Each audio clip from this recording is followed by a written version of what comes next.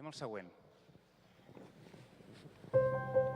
Bòstic Murals neix amb la vocació de consolidar-se com a primer centre de creació, reflexió, celebració i difusió d'art urbà de Barcelona. El projecte, que es du a terme a la nau Bòstic, acull l'obra de reconeguts artistes locals i internacionals i impulsa l'experimentació i el treball d'artistes novells, estudiants i creatius visuals emergents. És un espai de creació que també fomenta la formació i el debat a través de tallers i activitats divulgatives. Bòstic Murals és fruit de la llarga experiència de Difusor, una entitat pionera en la gestió de murs legals d'art urbà i organitzadora del festival Open Walls Conference, una de les trobades internacionals que ha contribuït més a l'hora de percebre en positiu les intervencions artístiques a l'espai públic.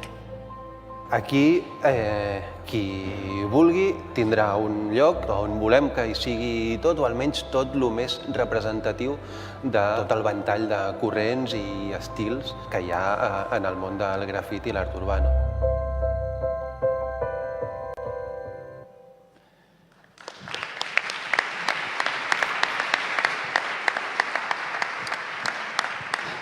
Xavier, teniu una nau industrial gegant a la Sagrera, una zona que tu vas allà i sembla que hagi passat alguna mena de desastre nuclear, diguem-ne. És una zona deixada a mitja construcció, una zona complicada, un barri separat amb dues grans meitats i just en aquesta cicatriu hi emergeix aquesta nau plena de colors i plena de murals. Fes-nos 5 cèntims sobre com, a partir d'aquest projecte que sorgeix just en aquest lloc de la ciutat de Barcelona, es comença a transformar aquest entorn més pròxim, aquella història amb les escoles del costat, aquella història amb els veïns del barri. Hola, bona nit a tothom. Aviam, Bòstic Murals pretén teixir tot aquest espai. És veritat que és una zona que queda una mica com al rerefons, però amb el projecte que portem